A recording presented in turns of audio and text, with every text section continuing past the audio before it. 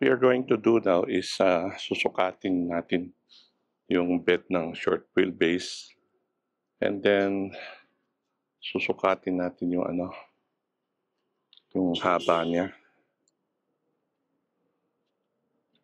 Papatulong tayo. Susukatin natin yung haba niya.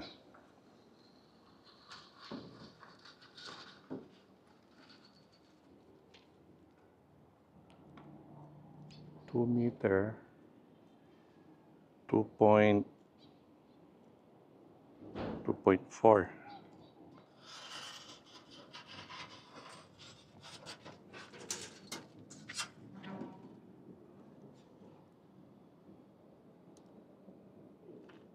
Yung 1 meter. So 1.8. Yan.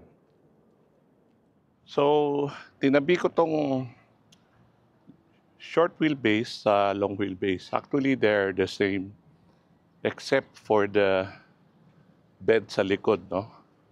So, tinabi ko siya part side by side para makita nyo. Ito yung short wheelbase. Yan ang diferensya niya.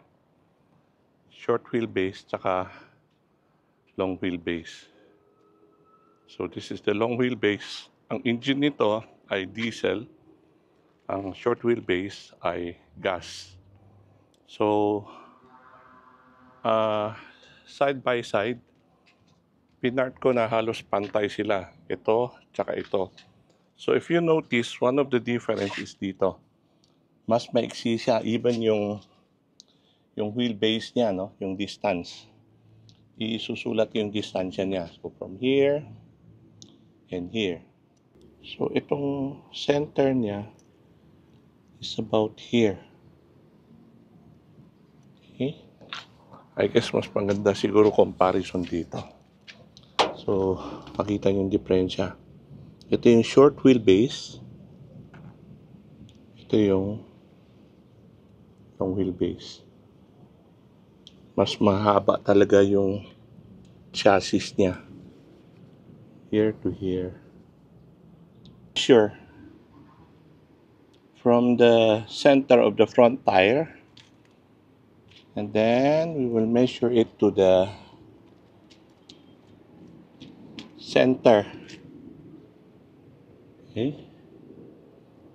Yan, about more or less around 2.7 to 2.8.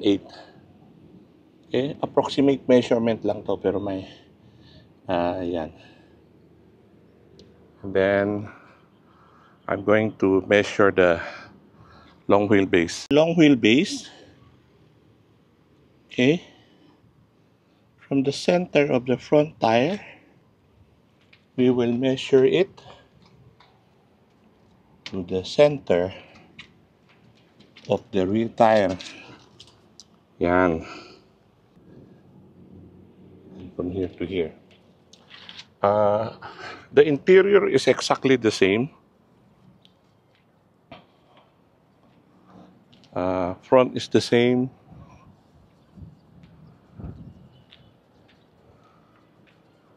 Okay. And the interior is the same. This is the interior of the short wheelbase. Exactly the same as the long wheelbase.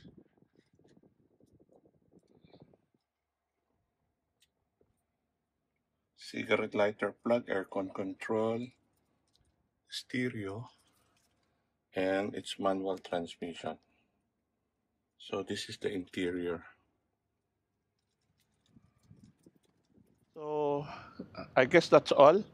The main purpose of this short, quick video is just to see ang diferensya ng length, no? Ng short wheelbase and long wheelbase. Here. The short wheelbase and the long wheelbase. Everything is the same except shorter siya. And of course, the engine. The engine is here. 1TRFE 198998cc. Okay, this is gasoline engine. So this is the engine for the Tamaraw short wheelbase drop side. I'm moving to the other side. This is the engine for the long wheelbase.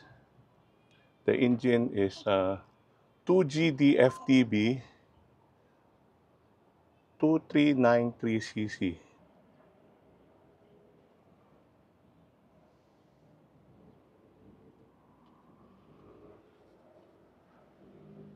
So this is the engine space for the Hilux long wheelbase.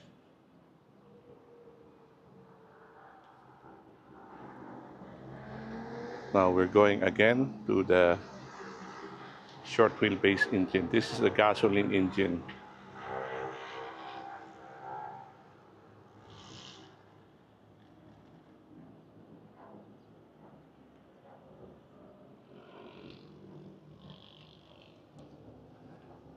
So that's all for now.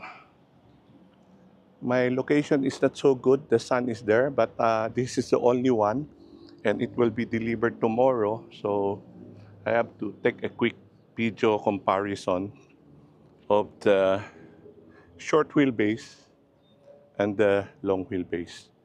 Thank you for watching. Please subscribe. Thank you.